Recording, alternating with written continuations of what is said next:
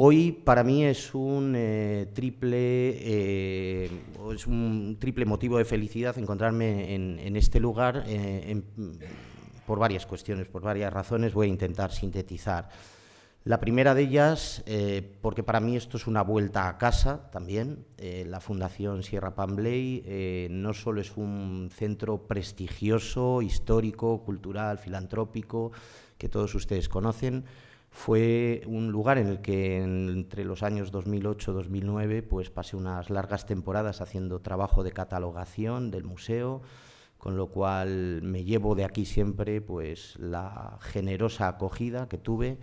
y me llevo también muy grandes y muy buenos amigos. Así que en particular a la Fundación, a Graciliano Palomo y a Mario de la Fuente, agradecerles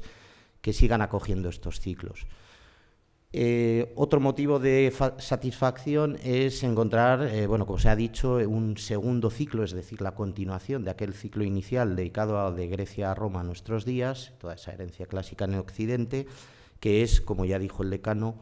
un extraordinario síntoma de la buena salud de la que goza nuestro instituto de investigación, un instituto además reconocido como LOU, uno de los dos únicos de toda la universidad. Con lo cual, un nuevo motivo de alegría. Y el último podría decir, porque ya se ha aludido a ello, que teniendo en cuenta que el foro general de este ciclo será el de los jóvenes investigadores, pues todavía es mayor satisfacción, si cabe, porque no sé si voy a tener muchas más oportunidades de bajar en la edad media de los conferenciantes, con lo cual, pues muchas gracias a los organizadores de este ciclo por haber contado conmigo y por haber querido que yo abriese, de hecho, este ciclo. Dicho esto, también han sido un poco inconscientes invitándome precisamente a inaugurarlo, porque todavía en el ciclo anterior, si no recuerdo mal, y creo que vine casi todas las conferencias, no se había hablado de arquitectura del Renacimiento. En un ciclo de la herencia clásica en Occidente,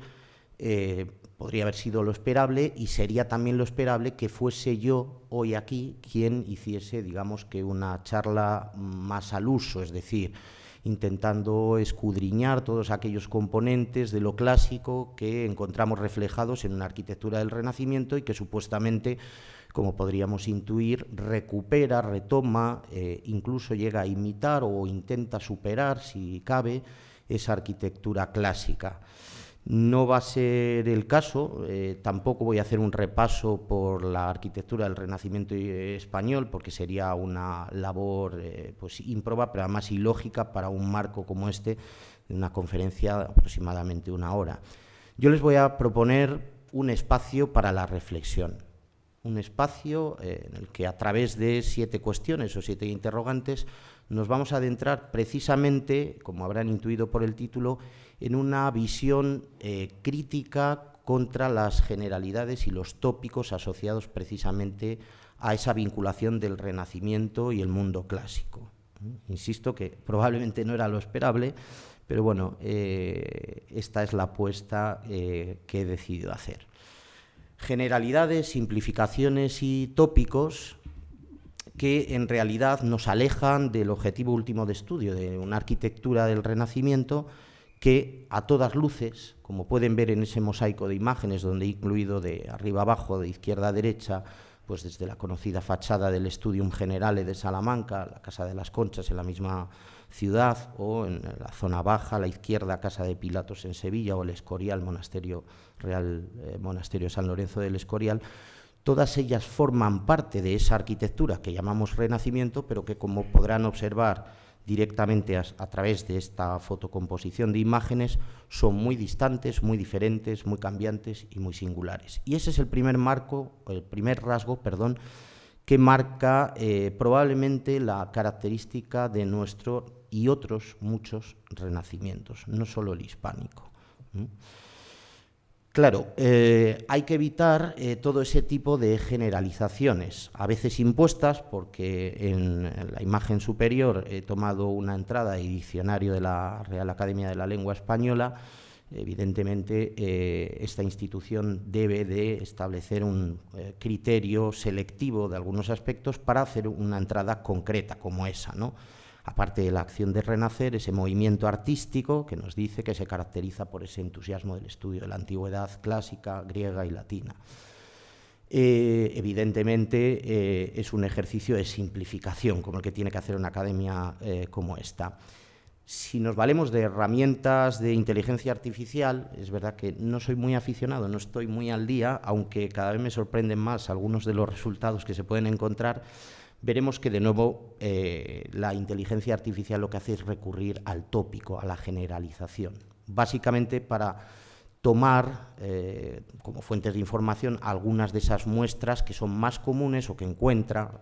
lógicamente, la inteligencia artificial como más reiteradas y que da por buenas y por válidas, sobre todo las que se asocian, como vemos aquí, sobre todos esos modelos clásicos de la antigüedad griega y romana que se recuperan, que se imitan y que se intentan incluso reproducir. Bueno, hay desde luego que cuestiones de todo tipo, pero veremos algunas más adelante que atañen precisamente a definiciones como esas. En esta marcada línea de generalidades, que son las que hoy queríamos poner, o quiero poner en duda y quiero poner en crítica y relanzar junto con todos ustedes,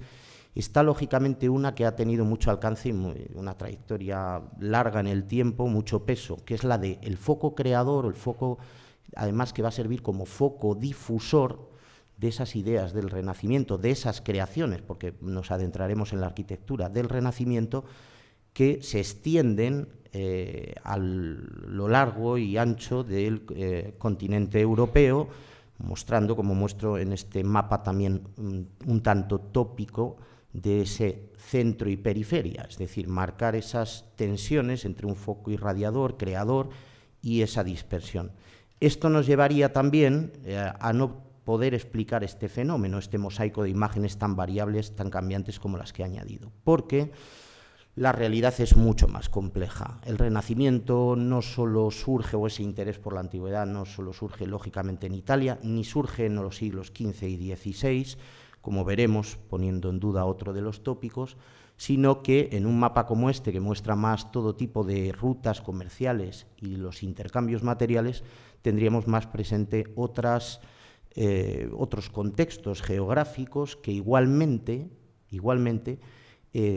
trasladarán diferentes ideas de modernidad, trasladarán también algunos focos del humanismo, trasladarán también una arquitectura renovada que va difundiéndose por diferentes ámbitos. Estoy pensando particularmente en lo que es el Estado borgoñón, Estados borgoñones, Flandes, Centro Europa, Norte Europa, que tendrán o alimentarán muchos de los componentes y rasgos que va a tener nuestra arquitectura del Renacimiento español. De manera que no podemos olvidar y eliminamos ya ese tópico del centro y las periferias, del foco irradiador en Italia desde el siglo XV y cómo se trasladan esas visiones de lo italiano a el resto de territorio europeo. No siempre es así. La equiparación del Renacimiento con el clasicismo y en realidad con lo clásico. Bueno, este es otro de los puntos de inflexión que consideraba necesarios trasladar aquí, poner en duda y analizar conjuntamente, como les decía, intentando ofrecer una lectura un tanto más crítica, no tan utópica ni tan generalista como la que en ocasiones encontramos no solo en aquellos medios que incluí, sino también incluso en algunos manuales considerados incluso académicos. Bueno, la traducción, como les decía, o la equiparación de ese renacimiento, de esa arquitectura renacentista a lo clásico, particularmente porque el clasicismo es un término también cambiante, un término que ha tenido muchas acepciones, usos y cambios, como les decía, en esas connotaciones asociadas al mismo, que inicialmente, de hecho, sirvió, particularmente desde el siglo XIX, para referirse a un periodo histórico vinculado, lógicamente, a la antigüedad clásica, a la antigüedad grecorromana, en el que se suponía además una serie de valores como serían los del orden y la perfección. Bueno, vemos traducido aquí en esas proporciones áureas proyectados, por ejemplo, en el Partenón de Atenas. El problema deriva el momento en el que el clasicismo también empieza a asociarse a un sistema normativizado, un sistema de normas coherentes, reglamentadas, particularmente para la arquitectura, donde la matemática, la proporción, digamos que acaba alcanzando a tener una serie de valores fijos, inmutables y universales. Porque la propia arquitectura, y esto es algo de lo que se dieron cuenta desde temprano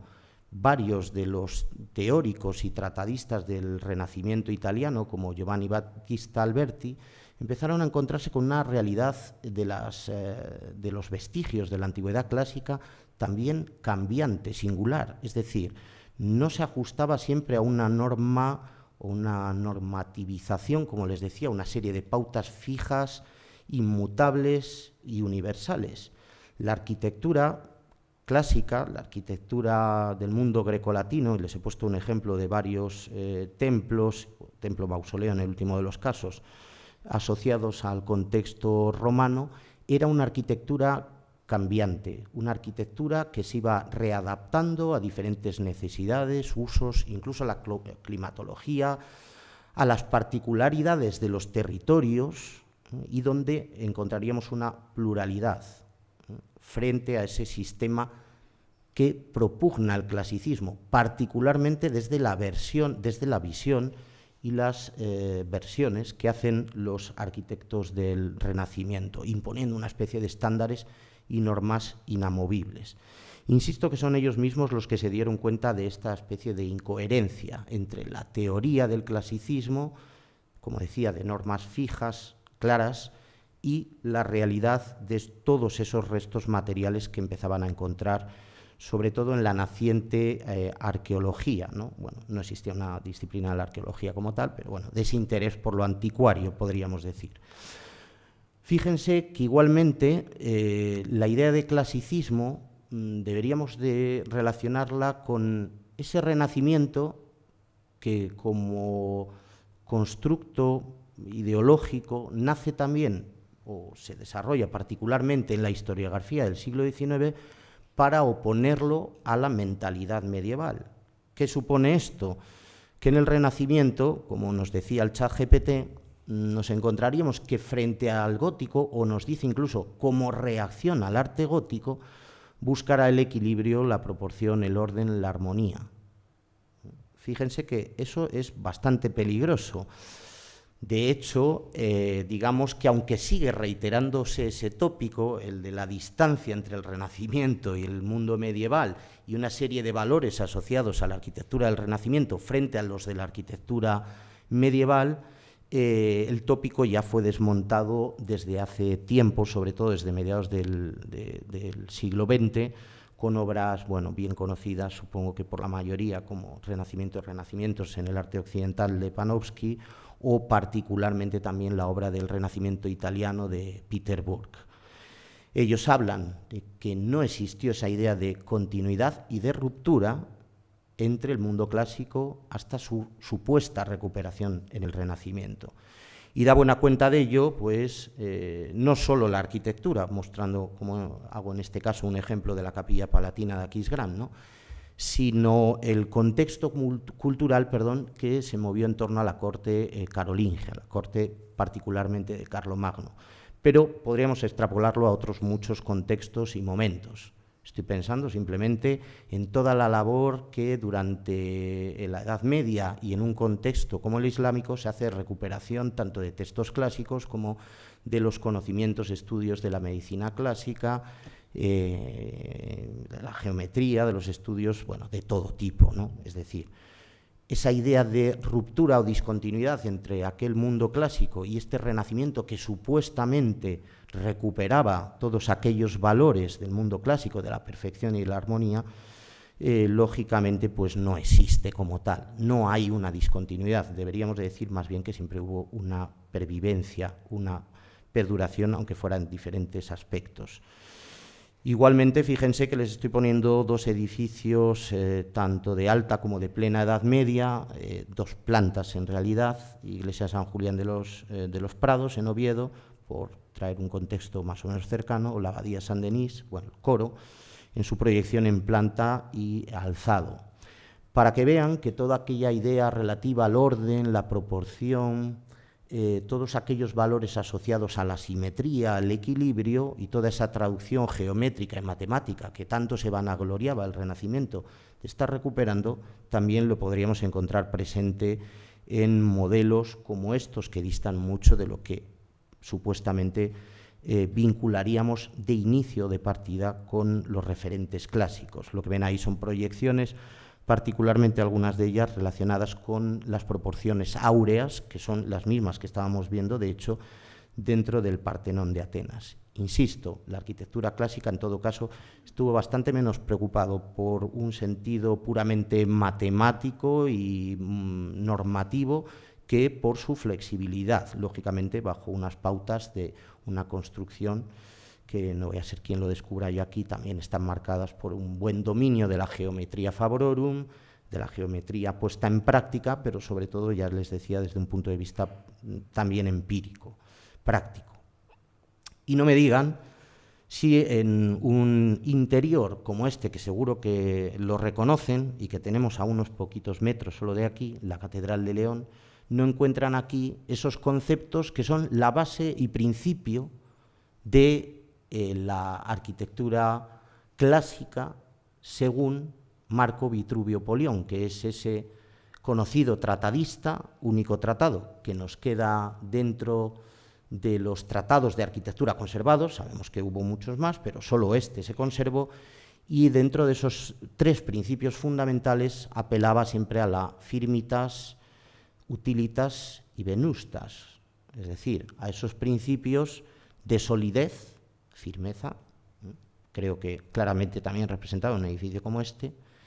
utilidad y funcionalidad. En realidad, utilitas, bueno, no sé, aquí tal vez los profesores que hay de filología clásica pueden apurar más en las connotaciones del término, y venustas, relativo a la belleza. Es decir, esos principios de solidez, de utilidad y de belleza no podemos negarlos, lógicamente, a construcciones como las del mundo medieval, incluso el gótico, con el que supuestamente, o contra el que supuestamente, el Renacimiento aparece como respuesta. Bueno,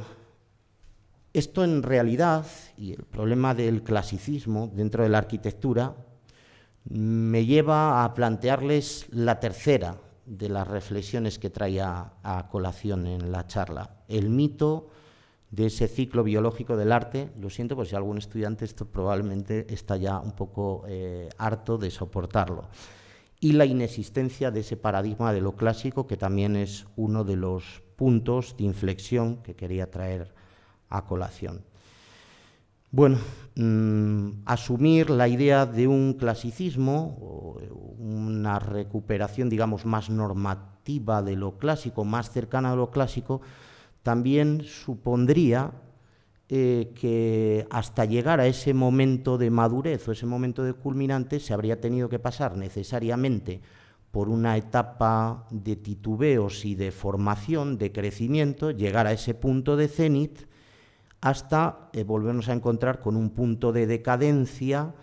digamos que pérdida de ese clasicismo para dar paso a tal vez un nuevo estilo. En realidad, esta idea de asociar al arte, o mejor, encajar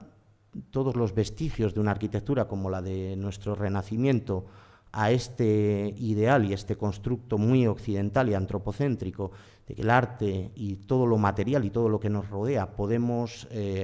resumirlo y adaptarlo a nuestras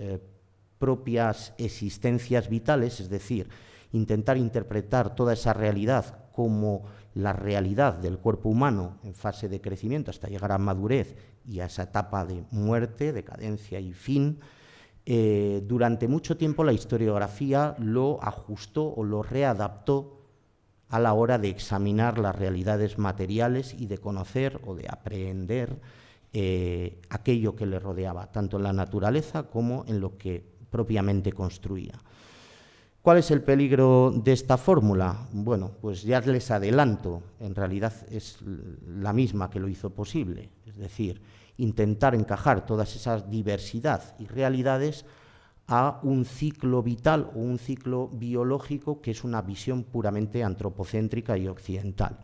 Y eso derivó, pues, es una especie de fases que desde muy temprano, en el siglo XVI, alimentó, de hecho, Giorgio Vasari. Giorgio Vasari es muy conocido en la historia del arte, para aquellos que no le conocen, porque en realidad él, bueno, es considerado como una especie de primer historiador del arte, en el sentido que es el primero en el que hace una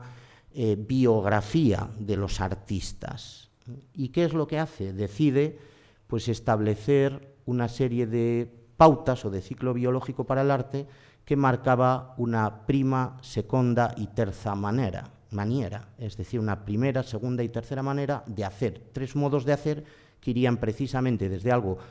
informe hasta llegar a los grandes maestros del momento y un punto de decadencia final.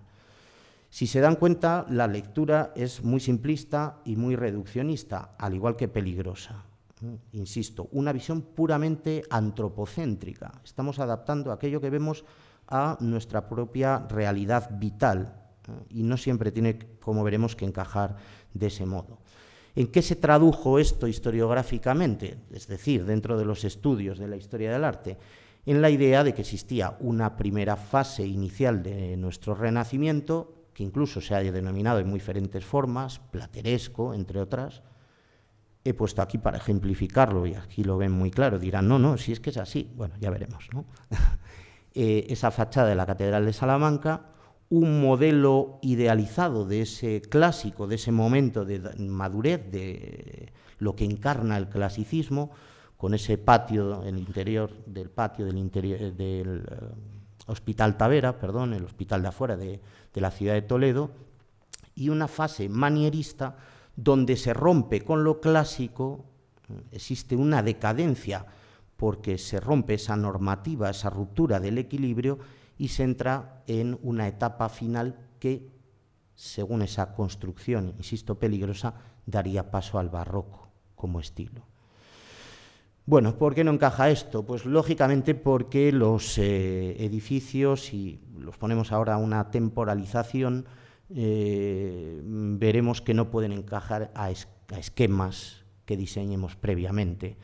porque entonces veríamos que una fachada como la del antiguo convento de San Marcos de León, que se está comenzando, está dándose inicio en su construcción en 1533, en realidad esa primera fase, que diríamos del plateresco, fíjense, curiosamente es posterior a uno de los considerados como ejemplos del clasicismo, con algún matiz, en el contexto peninsular, en el contexto español, como sería ese palacio de Carlos V en la Alhambra de Granada, cuyo proyecto, ya perfectamente definido por Pedro Machuca, lo tendríamos en 1527. Fíjense, todavía más peligroso aplicar ese balance o esa visión antropocéntrica del ciclo vital para las artes, si damos por sentado de que existe ese inicio, madurez y etapa final, encontraríamos una nueva paradoja, que el monasterio de San Lorenzo del Escorial, uno de los que se ha propuesto como máximo exponente del clasicismo, para algunos única obra del Renacimiento que existe en el suelo español, habría sido posterior a algunas obras claramente manieristas o definidas como manieristas, como esa sala capitular de la Catedral de Sevilla, proyectada mucho antes por el arquitecto Hernán Ruiz II o Hernán el Joven en 1558. Es decir, evidentemente, si intentamos forzar las visiones, intentamos encajarlas, podremos encajar algunas piezas, pero lógicamente no otras. No puede existir un manierismo anterior a un clasicismo, según este esquema. Bueno, un punto, insisto, que interesante, al igual que, por lo tanto, la idea de la existencia de un paradigma de lo clásico. Claro, si pensamos que el clasicismo es ese sistema normativo ordenado que marca una pauta y un modelo de madurez, ¿dónde estaba ese modelo de madurez? Eso es una buena pregunta. ¿Existía un paradigma de lo que era lo clásico? Porque así los renacentistas, los arquitectos del Renacimiento, tendrían muy claro cuál era el modelo a seguir, intentarían aproximarse a ese modelo. El problema, como les dije de inicio, es que los propios, no solo teóricos, sino también los arquitectos en la práctica, cuando van viendo, redescubriendo algunas ruinas, esta que representa varias de ellas en este gráfico de Alessandro Strozzi, encontraron esa variedad, esa multiplicidad de la arquitectura, de las ruinas, de los restos, que por si fuera poco, piensen que en un momento en el que se está desarrollando toda esa curiosidad anticuaria y se inician varias de las importantes excavaciones del momento, van encontrando y van redescubriendo otros restos de esa antigüedad que no encajan precisamente con algunos de los modelos considerados como paradigmas de lo clásico, con lo cual encuentran de nuevo, nos encontramos de nuevo y ellos se encontraron con esa gran paradoja, ¿no? Todos esos restos que se iban redescubriendo no siempre eran idénticos, no siempre eran iguales, muchos de ellos, de hecho, difíciles de ajustar dentro de las funciones del mundo cristiano. El templo pagano era incluso también difícil de traducir a las necesidades y a las funciones del templo cristiano, principalmente por la importancia que tiene, lógicamente, el altar y la liturgia, y un espacio privilegiado que bueno, no voy a entrar mucho en esos detalles, pero que se alejaba bastante de ese tipo de planta centralizada y el ritual pagano, ¿no? Y lo mismo podríamos pensar, si no estaba dentro de esas antigüedades clásicas, si no estaría al menos ese paradigma de lo clásico, ese modelo, digamos que universal, dentro de el único tratado de la antigüedad conservado, los 10 libros de arquitectura de Marco Vitruvio al que me había referido. Bueno, lo que ven a la izquierda es la primera edición, la edición Princeps, la primera edición Príncipe de 1486. El problema de Vitruvio, les voy a decir por qué, aunque fue lógicamente un referente, no voy a descubrir eso, pero era lo que yo no quería hacer en esta charla, hacer una conferencia al uso, sino poner un poco en entredicho algunos tópicos y, como les decía, romper con algunas generalidades. Bien, obviamente fue un referente fundamental, un texto muy traducido, muy leído, particularmente dentro de algunas élites sociales, pero tenía varios inconvenientes para todo tipo de arquitectos, pero sobre todo los menos formados, que no olvidemos, esto era lo más común, porque de hecho Vitruvio trasluce una idea del arquitecto que dista mucho y se aleja enormemente de lo que era el arquitecto medio. Y ya no digo en España, digo en cualquier otro contexto, incluido el italiano. Solo han quedado en los libros los tópicos de las grandes figuras del Renacimiento, ese arquitecto que crea libremente. Bueno, eso es un arquitecto idealizado, que es parte de lo que nos muestra Vitruvio, ese arquitecto que dice que debe ser docto en todo tipo de disciplinas. No se lo cree ni el propio Vitruvio, que supiera en geometría, en aritmética, pero también en medicina. Es algo improbable para al menos la media de los arquitectos, mucho menos en España. Por otro lado, Vitruvio es un tratado gestado en época del emperador Augusto, con lo cual tampoco recoge toda la diversidad y pluralidad de la arquitectura que entendemos como clásica, de la antigüedad clásica. Hay muchos repertorios que no ofrece. Por otro lado, también se muestra en multitud de ocasiones incoherente e incluso contradictorio. Por decir algún aspecto, de hecho, más, el propio Vitruvio ofrece un pequeño puñado de indicaciones concretas, incluso desde el punto de vista proporcional, porque siempre apela a esas dimensiones, también en esa lectura antropocéntrica, del cuerpo humano, con las que continuamente se intenta relacionar la arquitectura, pero no concreta nada. Con lo cual Vitruvio en realidad se va a convertir en un problema para cualquiera que se acerca a él. Un arquitecto medio, además, en el Renacimiento se encontraba con el problema de que las primeras ediciones estuvieron únicamente llevadas a la imprenta, que fue ciertamente un medio de difusión fundamental, pero se encontraban en latín. Y no todos los arquitectos sabían leer y escribir en latín. Es más, alguno de ellos a veces pide que firme un testigo porque no sabe firmar, porque algunos arquitectos, obviamente, sobre todo maestros de obra y artífices, más en el sentido artesano y no en ese ideal de Vitruvio, lo que hacían era trabajar la cantería, trabajar, digamos que de una manera desde la geometría aprendida en el taller, sin necesidad de tener que estar teorizando. Y eso es la propuesta media del arquitecto, no nos engañemos. Aquí de repente todos los arquitectos del Renacimiento no eran genios. De manera que era difícil encontrar esos referentes y esos paradigmas en el tratado, los 10 libros de la arquitectura de Vitruvio, y les pongo la imagen de la derecha para que vean el impacto, que es verdad que con el tiempo fue nutriéndose de ilustraciones, porque tampoco tenían en sus primeras ediciones. Bueno, pues estoy mostrando, les decía, en esa segunda parte, el año de la primera edición del Tratado de Vitruvio al castellano. Un texto que podríamos decir podría estar más al alcance de otros, pero nos estamos yendo a unas fechas donde coincide básicamente con la finalización de las obras del Escorial. ¿Para qué iba a llegar ya Vitruvio, no? Si se había hecho la gran obra del Renacimiento español? Bueno, es lógico entonces que no solo nos encontremos con una arquitectura cambiante y diversa en el contexto hispánico, sino que también cuando vemos los referentes de lo que pudieron ser algunos espacios palaciegos, como conocidos palacios boloñeses o toscanos, florentinos, también los modelos sean tan cambiantes, tan diversos, como estamos viendo en esta imagen, ¿no? No hay un paradigma de lo clásico, no hay un solo referente, hay muchos referentes y podríamos decir que cada propuesta teórica que harán los tratadistas del Renacimiento, desde Alberti, Serlio, Palladio, Vignola, serán también propuestas de nuevos paradigmas de lo clásico. Fíjense cómo es difícil ahora más que nunca defender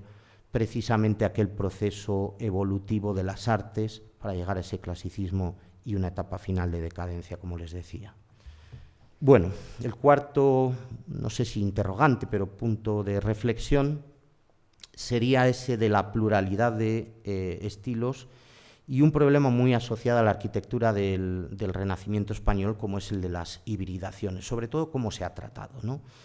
Bueno, hemos dicho que la arquitectura del Renacimiento es, sin lugar a dudas, pues amplia, un amplio abanico y muy variable. Pero además nos encontraríamos con que se dan, algunos dicen, una dualidad de estilos, un bilingüismo, hablando de lenguas artísticas de estilos. Creo que eso también es simplista. Hay una pluralidad de estilos, desde ejemplos, como han visto, que aunque sea de manera un poco más epidérmica, un poco más decorativa, como la fachada de la Catedral de Salamanca, se nutre de repertorios tomados de las ruinas romanas y también de la fantasía de algunos arquitectos e ilustradores del Renacimiento, pero no olvidemos que algunos grandes proyectos todavía de catedrales, como la Catedral de Segovia, que tienen arriba a la derecha, se siguen construyendo en estilo gótico. Es más, les diré, creo que muchos estudiantes lo saben, pero probablemente no todos ustedes lo saben, en el contexto peninsular a lo gótico, que es una denominación que entonces no existía, se le denominaba lo moderno, construir a la moderna. Es decir, que lo renacentista tampoco era sinónimo de modernidad. Lo moderno, de hecho, era lo gótico, o así se llamaba lo gótico. La construcción renacentista se llamaba construir a lo romano, a la manera en la que lo hacían los romanos. Bueno, y eso mismo, les decía, entraría dentro de un sistema mucho más plural que sigue en marcha. Por ejemplo, todos esos usos y gustos por lo andalusí, que tanto tiempo y durante tantos siglos había marcado también la arquitectura de la geografía peninsular y que están viendo expresados en la parte inferior. No solo cuando palacios como la Casa Pilatos en Sevilla, en la parte inferior de su izquierda, se va renovando con la inclusión de algunos elementos clásicos sobre elementos de tradición andalusí, sino cuando Hernán Ruiz II, Martín de Gainza, llevan a cabo un cenador para los jardines de los Reales Alcázares de Sevilla, en ocasión de las nupcias de Carlos V con Isabel, y en ese pabellón que están viendo ahí, con esas arcuaciones, incluyen toda una serie de repertorios de azulejería con motivos derivados precisamente de la tradición islámica, estucos, con atauriques, con decoración geométrica. Es decir, hay toda una pluralidad de estilos que cohabitan, que coexisten y que sí, en ocasiones se hibridan, en ocasiones se mezclan, hay hibridaciones, pero sin olvidar la validez y la modernidad de la que siempre mantuvo lo que conocemos como estilo gótico. El estilo gótico, y les estoy poniendo un buen ejemplo con una de las grandes apuestas por parte de los Reyes Católicos, la iglesia de San Juan de los Reyes en Toledo, es una buena muestra de cómo el gótico también no fue un estilo congelado, se readaptó, se conocía como el uso o la arquitectura a lo moderno, porque se readaptaba precisamente a las nuevas necesidades y, de hecho, aquí podríamos encontrar también toda una serie de valores relativos al equilibrio, la proporción, incluso la humanización de las escalas, por el sentido de no de la monumentalidad que la tiene, sino de que las proporciones estén en correspondencia con las medidas del hombre, con lo cual ya ven que no es un valor indisociablemente y exclusivamente ligado al Renacimiento. Como ven, el fenómeno es un poco más complejo de lo que parece. Las hibridaciones, pues claro, al tener en cuenta que hay tantos estilos que perviven en el tiempo y que son válidos y que funcionan a la perfección, podríamos encontrarnos, como decía, con otro de esos tópicos. Hay una hibridación sobre todo ligada a ese primer renacimiento entre lo gótico y lo renacentista. Pues bueno, ya ven que no, porque en un arquitecto, y este sí que es un arquitecto bien formado como Luis de Vega, el madrileño Luis de Vega, un arquitecto que está al servicio del emperador Carlos V, es uno de esos arquitectos imperiales, uno de esos grandes arquitectos junto con Covarrubias durante esa década, sobre todo los 30 y 40, cuando decide aplicar una serie de remodelaciones en los Reales Alcázares. Fíjense que no tiene ningún problema en, no sé si se verá, sí, la flechita, en incluir estas parejas de columnas con unos capiteles que se inspiran en realidad en el orden corintio, crea toda esa galería alta y entremezcla perfectamente con ese tipo de arco polilobulado de la tradición andalusí, de los restos del palacio ya preexistente del siglo XIV, como es los palacios de Pedro I en la ciudad de Sevilla. Bueno, estarán viendo, por lo tanto, aquí esas dudas entre las que nos pone una respuesta como esta. No es la hibridación un fenómeno que solo exista en el primer Renacimiento porque hay titubeos y no se ha conseguido llegar a lo clásico, sino que un arquitecto como Luis de Vega, que maneja perfectamente el lenguaje clásico, que conoce las ruinas, que incluso se desarrolla parte de su actividad desde el punto de vista teórico y que lee a los tratadistas, tanto a Vitruvio, que conoce, como a los tratadistas del Renacimiento, opta por una solución como esta, de encuentro. Parece que el uso, digamos que de diferentes estilos, estaba mucho más normalizado de lo que nos parece escandalizarnos a nosotros, pues parece que de repente alguien se marchó, se fue una línea del estilo, tal y como yo pensaba que era. Bueno, pues no parece que tuvieran tantos problemas. Y lo mismo ocurre, y de nuevo pongo esta propuesta del Palacio de Cogolludo, en la actual provincia de Guadalajara, dentro de ese territorio de los Mendoza, sin duda una de las élites y, bueno, pues linajes más influyentes a nivel político, económico, etcétera, etcétera. Un buen ejemplo, decía el proyecto aquí, para ver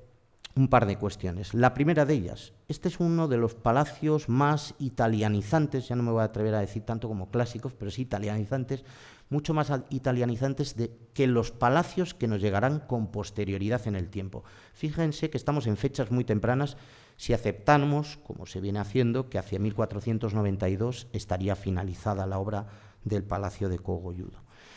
Pero fíjense, además de eso, que nos remite a esa idea del ciclo evolutivo que no se cumple nunca por ningún sitio, o no siempre, una cuestión más, relativa a la del hibridismo. Siempre se ha propuesto un palacio italianizante, horizontal, ya una medida, unas proporciones, juego con las simetrías, si es que la simetría es un valor que podamos asociar exclusivamente a lo clásico y a lo renacentista, como dijimos, pero que nos muestra, según muchos manuales todavía lo mantienen, un tipo de raigambre o de tradición gótica presente. Es decir, ¿dónde estaría ese tipo de juego de híbridos? Bueno, que a pesar de que la portada está centralizada, está en ese punto central del palacio, que se tiende a esa horizontalidad y que hay juego de orden y equilibrio, todavía se mantienen elementos y rasgos del estilo anterior, particularmente en esas esas ventanas lobuladas y ajimezadas, con un ajimez, un vano geminado, dividido por esa columnilla. Bueno, podríamos pensar que esto es un referente que nos lleva de verdad a esa hibridación, a esos componentes todavía de la arquitectura gótica que, como funcionan y se transmiten de taller en taller, se mantienen en el tiempo. Pero, fijémonos, esta imagen que no he identificado aquí es el Ca' Granda, es el Ospedale Mayor de Milán, realizado por el Filarete básicamente en las décadas centrales del siglo XV, donde nos encontramos precisamente un tipo de vano geminado y arco apuntado, que también diríamos que claramente es una referencia y una reminiscencia del mundo gótico, ¿no? Es más, fíjense, si realmente la fuente que se ha interpretado como posible fuente de inspiración para Lorenzo Vázquez en la materialización del Palacio de Cogolludo, de los duques de Medinaceli, nos encontraríamos que el Filarete, Antonio Averlino, su autor, es uno de los tratadistas más conocidos del Renacimiento italiano, más conocidos para ese periodo del 480, que no es, por supuesto, sospechoso de ser un arquitecto que baraje la tradición, pero que incluye igualmente todo ese tipo de vanos geminados. Bueno, ¿qué es lo que nos encontramos? Pues evidentemente que hay una serie de tradiciones que se mantienen porque no niegan una idea de modernidad, en primer lugar, y en segundo lugar, que esa idea de la hibridación y del mantenimiento de lo gótico en nuestra arquitectura del Renacimiento no es exclusiva tampoco de lo hispánico, del territorio peninsular, del territorio español. Muy ligado a ello, se plantea, precisamente a esa idea de las hibridaciones,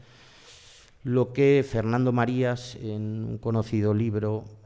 que es El largo siglo XVI, ¿no? Él habla de una máscara plateresca para una fase inicial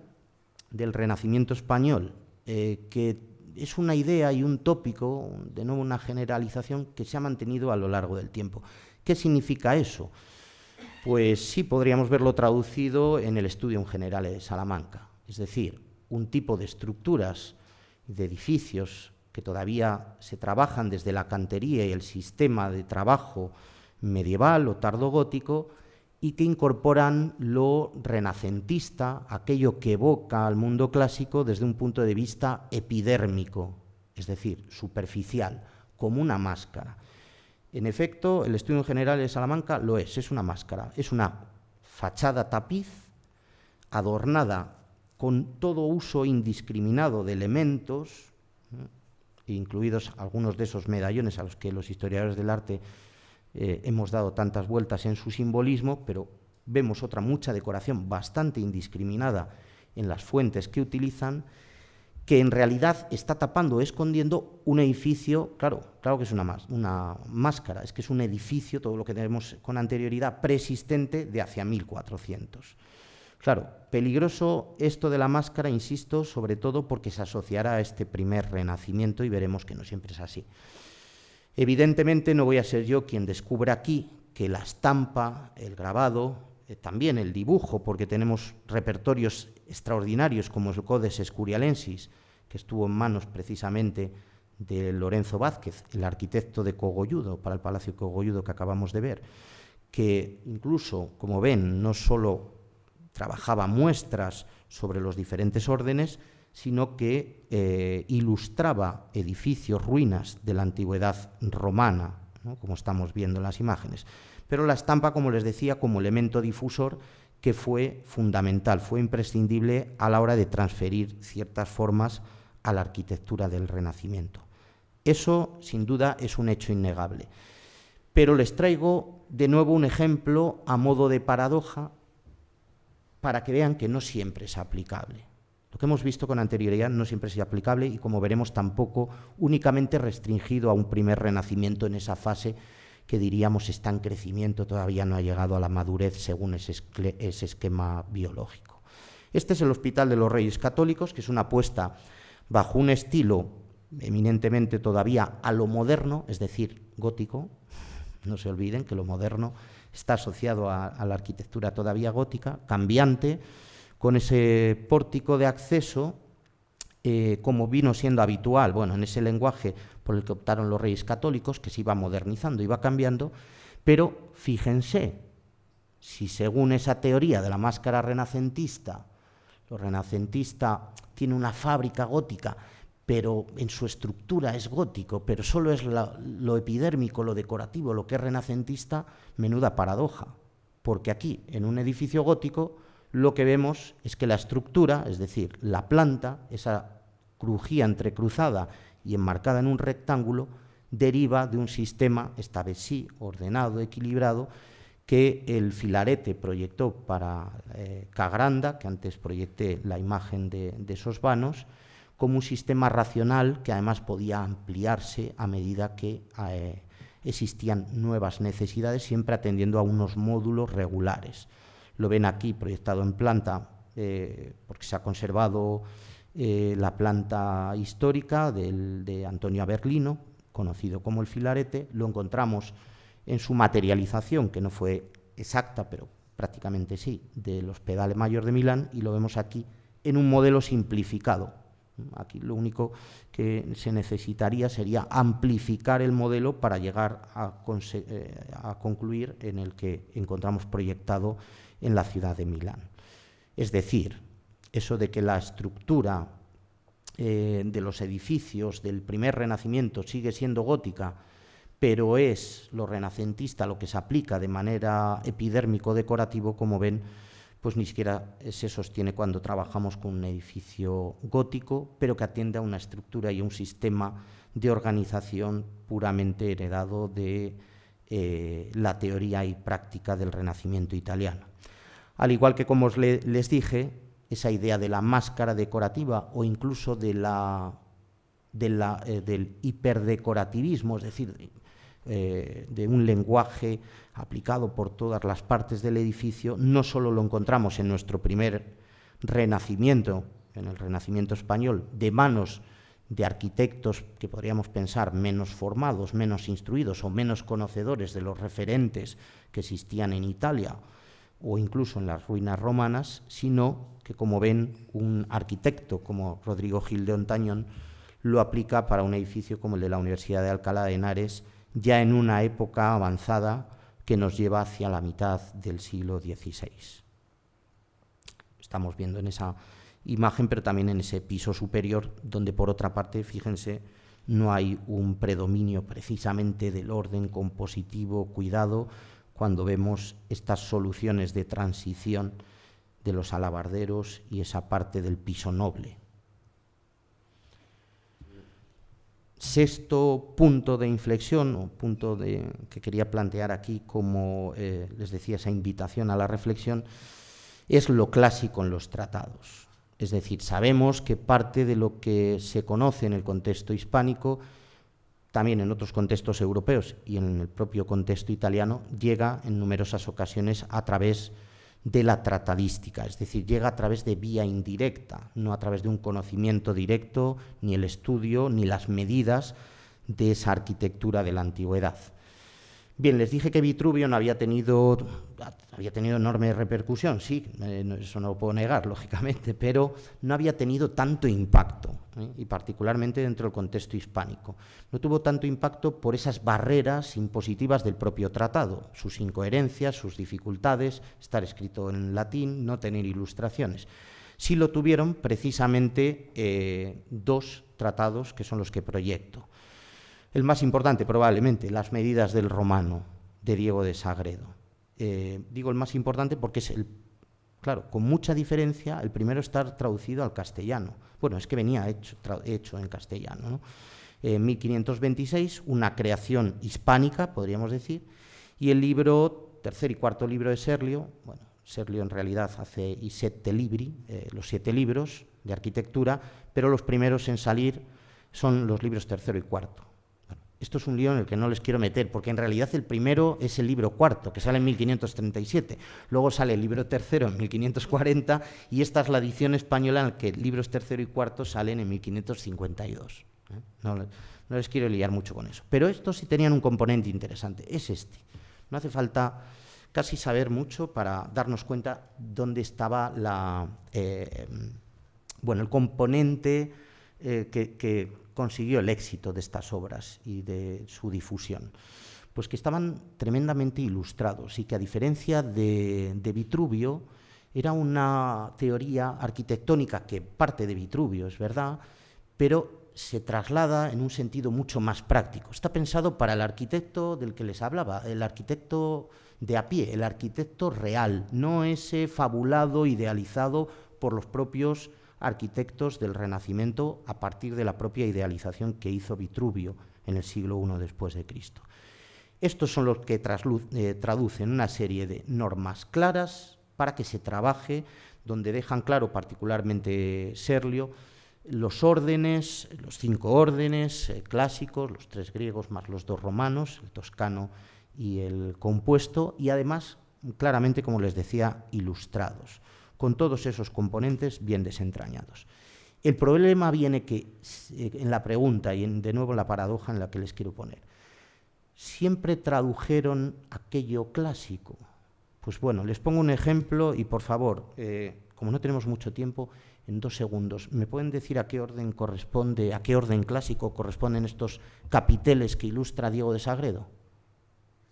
Se parecen al corintio, pero no lo son. Incluso hay por aquí una cabeza humana, una figura de un águila. Bueno, pues en realidad el propio Diego de Sagredo los llama capiteles itálicos. No son de ningún orden. Se nutren de algunos componentes, la hoja de canto, esos caulículos, las volutas, pero esto no es ningún orden clásico. Pero son, curiosamente, algunos de los que más extensión, fortuna tuvieron en la arquitectura del Renacimiento. Les estoy poniendo simplemente, ya lo siento, pero ya saben que en casa del herrero cuchillo del palo, la imagen superior corresponde a la fachada de San Marcos, no tenía una imagen a buena definición de los capiteles, la de la parte inferior de la Casa de las Muertes en Salamanca de Juan de Álava. Esos son los capiteles itálicos que vemos repartidos por toda la geografía hispánica en momentos de todo tipo, fases iniciales, fases centrales. De hecho, reitero en la imagen de la derecha la Universidad de Alcalá de Henares, esos capiteles con formas monstruosas, esclavos, también muy relacionados con algunos de los motivos de los capiteles itálicos de Sagredo, son los que se encuentran en el convento de las Dueñas de Salamanca, y además de esos capiteles, el que acabó denominándose como sexto orden. Claro, había 5 clásicos, pues ahora un sexto, que es el balaustre, la columna balaustrada. No existen los referentes clásicos, no lo encontramos en Vitruvio, pero Sagredo lo propone, hace una propuesta que tiene un éxito y un alcance tremendo, como ven ahí traducido desde su ilustración en el tratado, hacia esa imagen que ven del patio, del ángulo del patio, del arzobispo Fonseca, Colegio de los Irlandeses, en la ciudad de Salamanca. La columna balaustrada está repartida también desde la Catedral de Sigüenza, la están viendo aquí estructurando parte de toda esa parte del edificio, esta vez sí, se ve un poquito mejor, la fachada, cuerpo superior, planta noble, del antiguo convento de San Marcos de León, donde el balaustre, ese elemento incorporado por Sagredo, tiene una amplia repercusión en toda la modulación del edificio. ¿Y qué decir de Sebastián Serlio? Bueno, pues Sebastián Serlio, en realidad, sí podríamos decir que no es tan imaginativo, fantasioso y licencioso como sí lo sería Sagredo, que es quien tuvo, como les decía, tan alto impacto, pero su obra también tiene no solo esos componentes gráficos que están viendo ahí, entre juegos que podríamos pensar, algunos de ellos, como esas estrellas de 8 puntas, más propios de otros repertorios de tradición islámica tal vez, sino que él mismo, fíjense en su tratado, dice que ha incurrido en grandes licencias, quebrantando muchas veces algunos elementos de la arquitectura clásica. Es decir, si el considerado tratado clásico de Serlio nos habla de trabajar de una manera que rompa con los ideales y los modelos clásicos, ¿dónde está el clasicismo? ¿Dónde está ese ideal? ¿A qué podemos aspirar? El propio Serlio, de hecho, será considerado como una puerta a ese manierismo, es decir, a ese trabajo un tanto más libre desde los supuestos ideales de orden y perfección. Y esa es precisamente la dualidad que, de hecho, nos encontramos en proyectos como el del Palacio de Carlos V en Granada. En esa extraña mezcla entre cuadrado y círculo, ya sé lo que todos ustedes piensan, que es lo que todos pensábamos de inicio, bueno, que es de un alto impacto que rompe la belleza de la propia Granada. Les diré para su tranquilidad que es un proyecto, a pesar de lo que puedan creer a simple vista, que cuando lo indagamos a fondo fue muy respetuoso con todas las dependencias nazaríes, de los palacios nazaríes, sobre todo en la parte del Patio de los Leones. Y les digo eso más que por todo lo que se pueda rastrear documentalmente, porque hay un hecho innegable, que es que Carlos pensaba utilizar, aunque luego no lo hizo, bueno, esto era bastante habitual, este palacio solo como espacio de celebraciones, espacio representativo, pero utilizar el Patio de los Leones y las dependencias de los palacios nazaríes como sus estancias privadas. Y ahí, insisto, bastante respeto, y de hecho no es mucho lo que se destruyó para construir el palacio de Carlos V. Bueno, pues en efecto hay un uso mucho más ordenado y coherente, sobre todo en el patio, que se superponen ya unas columnas con unos órdenes toscano y jónico sucesivamente en el patio, digo, próximos a lo que podríamos encontrar en la tratadística del momento, pero también juega con esas tensiones que les decía, entre ese exterior, ese cuadrado del exterior, que ofrece un efecto sorpresivo al ser cambiante en el interior de ese espacio circular. Me dirán, bueno, pues el cuadrado del círculo está presente en Leonardo y la filosofía, y Platón también hablaba geométricamente de esta conjunción de figuras básicas en sus escritos, de acuerdo, pero esto no se tradujo nunca hasta este momento a un contexto palaciego, porque se sabía precisamente que se rompía la serenidad supuesta para lo clásico desde ese exterior y de ese marco cuadrangular a ese espacio circular del interior. Por no decir que todo ese exterior, como ven, también está alimentado por un almohadillado que es excesivo, que difunde ampliamente Serlio, pero que no es particularmente clásico, o al menos distintivo de lo clásico. Hay edificios, el paramento almohadillado y rústico existe en la historia de la arquitectura desde el principio de las civilizaciones, eso para empezar. Pero se impuso básicamente de moda a partir de algunos palacios toscanos, como ese que están viendo de los Medici en Florencia, mano derecha, emparejada la imagen con el Palacio de Carlos V, con la solución del Palacio de Carlos V, y que a su vez bebía también de las soluciones del paramento rústico y almohadillado de algunos palacios toscanos medievales. Así que, bueno, ya ven que no todo lo que vemos en el Palacio de Carlos V es clásico. Les dije que había 7 propuestas y terminaré con esta. Siempre nos quedará el Escorial, ¿verdad?, como referente de lo clásico. Bueno, pues el Escorial, ya les adelanté, es la gran apuesta de Felipe II, es un espacio polivalente, la verdad es que ya saben que es monasterio, pero es también colegio de formación eclesiástica, es un palacio real, pero es también panteón regio, es a su vez, podríamos decir que un gran relicario, pero es también un centro de saber, es esa biblioteca que tenemos justo en el acceso, es decir, un espacio polifuncional, polivalente, la gran apuesta de Felipe II, contando no solo con la mano de grandes maestros del momento, conocedores perfectamente de la matemática, de la geometría, de lo clásico, de los referentes de la antigüedad, como fueron Juan Bautista de Toledo, Paciotto y el propio, sobre todo, Juan de Herrera, como saben, sino que el propio Felipe II, que a diferencia de su padre, el emperador Carlos, tuvo mucho interés y se formó enormemente en las artes, inspeccionó, controló y tomó importantes decisiones en esta obra.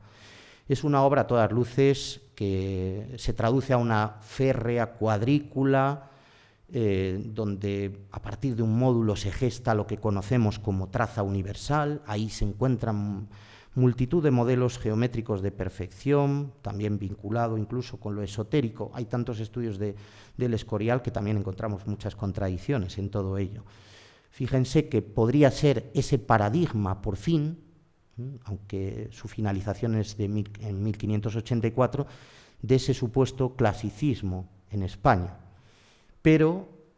si examinamos, lógicamente, todos los componentes del Escorial, nos daremos cuenta que no solo hay algunas rupturas en los frontones de las que nos hablaba Sebastián Serlio, que sigue o servirá como referente, sin lugar a dudas, a algunos de estos arquitectos implicados en el proyecto, sino que ante todo el Escorial predomina o domina la idea de la abstracción, la elementalidad, que bueno, no es exclusivamente un componente que podamos asociar a lo clásico, hasta el punto de que se genera una desnudez, y me estoy refiriendo más a las imágenes que ven a su derecha y no tanto al interior del espacio, que es un muro como quiso ser el Escorial, el proyecto del Escorial, atemporal, es decir, válido y universal en el tiempo. No está escrito ni siquiera en muchos de sus partes a ningún tipo de orden clásico. No está regulado más que por la imagen lisa del muro, como estamos viendo en buena parte de sus paramentos. Y es más, no solo es eso, no solo es una propuesta que va más allá de esos ideales de lo clásico, de ese modelo que tiende a ser o aspira a ser universal y válido en todas las partes y durante un largo tiempo, como les decía, con ese carácter atemporal o intemporal, sino que se nutre incluso de elementos vernáculos, elementos de la propia tradición arquitectónica, hispánica, incluso medieval.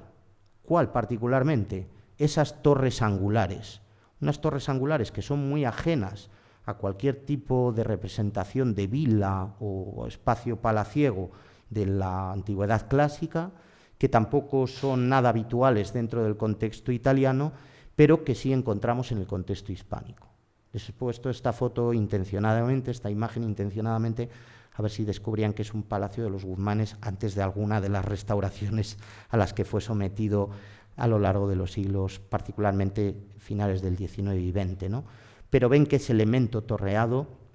insisto, que es propio de esa tradición hispánica, de la casa señorial medieval más que renacentista. Incluso esta forma de descentrar la fachada, la portada principal. Pero el Escorial también bebía de otros componentes que son los que Felipe II fue descubriendo dentro de esos intereses por conocer las artes de los extensos territorios europeos, principalmente en centro y norte de Europa, que eran esos tejados muy angulares, con vertientes muy amplias y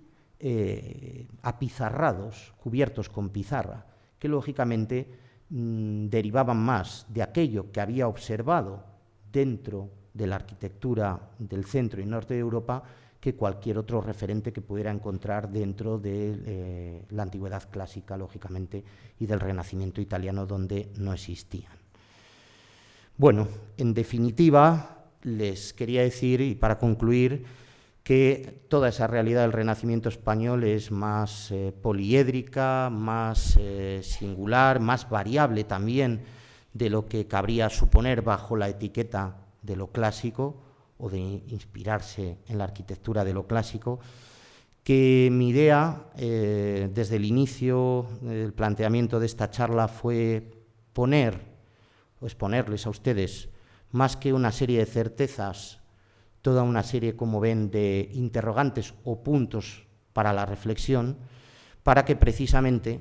ustedes vieran que en la labor que se hace en centros universitarios, en instituciones como la Universidad de León, como nuestro Instituto de Humanismo y Tradición Clásica, es una labor que, frente a esta actual era en la que nos encontramos, en la que nos desborda la información y que, ya saben, no siempre es veraz y no siempre se contrasta, nosotros, desde las humanidades también, debemos demostrarnos críticos, no valernos del tópico ni de las generalizaciones. Solo así podremos comprender realmente la arquitectura del Renacimiento hispánico. Muchas gracias.